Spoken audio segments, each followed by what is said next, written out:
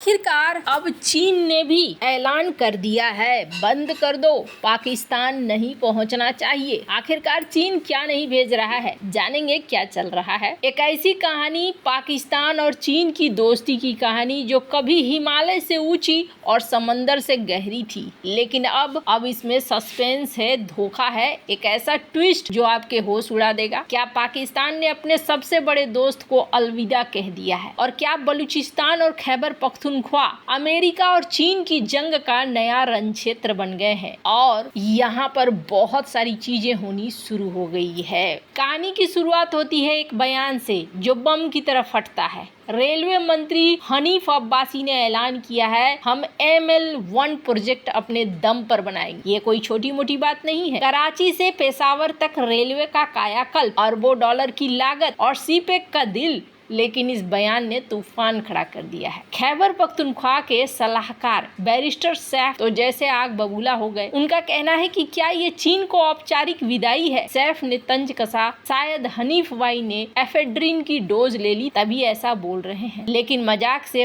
आगे बात गंभीर है। चीन ने हाल ही में 2 अरब डॉलर के कर्ज की मियाद बढ़ाई और बदले में सैफ ने इसे पाक चीन दोस्ती पर आत्मघाती हमला कहा। क्या सरकार कोई गुप्त चाल चल रही है या ये बस एक नेता की जुबान फिसल गई है? रेलवे मंत्री का बयान ये थोड़ा शक पैदा करता है। अब थोड़ा फ्लैशबैक में चलते हैं। 1965 का भारत पाक का युद्ध।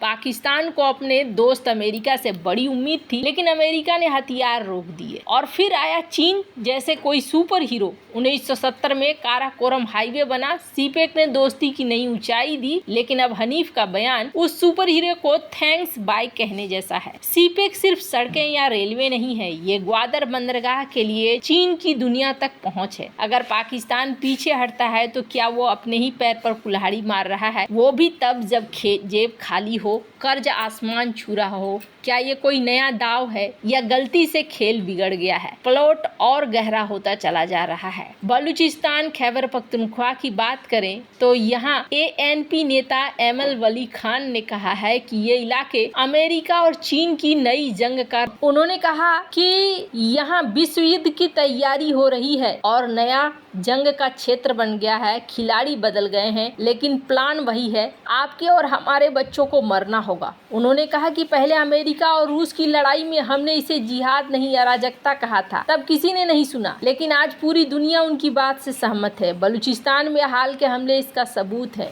BLA जैसे ग्रुप चीनी प्रोजेक्ट्स पर हमले कर रहे हैं क्योंकि उन्हें लगता है कि उनके संसाधन लूटे जा रहे हैं। एमल ने कहा कि हिंसा कोई हल नहीं है, ये बस मुश्किलें बढ़ाती है। लेकिन क्या ये सिर्फ स्थानीय गुस्सा है या पीछे कोई सुपर पावर का हाथ है? 1979 में सोवियत अफगान युद्ध याद करें, तब भी ये इलाके जंग के मैदान बने थे। अमेरिका ने मुजाहिदीन को हथियार दिए और नतीजा तबाही। आज सोवियत की जगह चीन है। कुछ कहते हैं कि अमेरिका बलोच असंतोष को हवा दे रहा है। क्या इतिहास खुद को दोहरा रहा है? यहाँ पर बहुत सारी चीजें हैं जो पाकिस्तान के साथ हो रही हैं और पाकिस्तान के अंदर भी इस वक्त अफरा तफरी वाले माहौल है। अब इन्हीं सब के बीच में चीन के सीपेक प्रोजेक्ट को फूंक देंगे, ये चीज निकल कर सामने आ रही है। बलूचों की आज़ादी की जंग ने पाकिस्तान में हड़कंप मचा दिया है। पाकिस्तान को समझ नहीं आ रहा है कि बलूचिस्तान को कैसे कंट्रोल में रखा जाए। अगर हालात बिगड़ते हैं तो ना सिर्फ पाकिस्तान टूट जाएगा, बल्कि चीन ने अरबों डॉलर का जो निवेश रखे हैं वो भी डूब जाएंगे। दूसरी तरफ पिछले हफ्ते जाफर एक्सप्रेस को हाईजैक करने के बाद BLA ने बलूचिस्तान में एक बार फिर से पाकिस्तान की सेना पर हमला किया। BLA ने पाकिस्तान जवानों को ले जा रही एक बस को उड़ा दिया और दावा किया कि उसके हमले से कम 90 जवान मारे गए हैं। यानी बलूचों ने पाकिस्तान की सरकार के खिलाफ आजादी के जंग को काफी तेज कर दिया, जिससे घबराए चीन ने पाकिस्तान को फौरन सैन्य सहायता देने की पेशकश की। चीन ने पाकिस्तान को आतंकवाद विरोधी अभियान में मदद करने के लिए सैन्य सहायता देने की पेशकश। चीनी विदेश मंत्रालय के प्रवक्ता माओ निंग ने जाफर एक्सप्रेस हाईजैक को लेकर पूछे गए सवालों पर कहा कि हमने रिपोर्ट पर गौर किया है और इस आतंकवादी हमले की कड़ी निंदा की है। चीनी विदेश मंत्रालय के प्रवक्ता ने कहा कि चीन पाकिस्तान के साथ आतंकवाद विरोधी और सुरक्षा सहयोग को मजबूत करने और संयुक्त रूप से क्षेत्र को शांतिपूर्ण, सुरक्षित और स्थिर रखने के लिए तैयार है। पिछले हफ्ते BLA के फ्रीडम फाइटर्स ने जाफर एक्सप्रेस को हाईजैक कर लिया और उसके बाद से स्थिति और खराब होती जा रही है। करीब यहाँ पर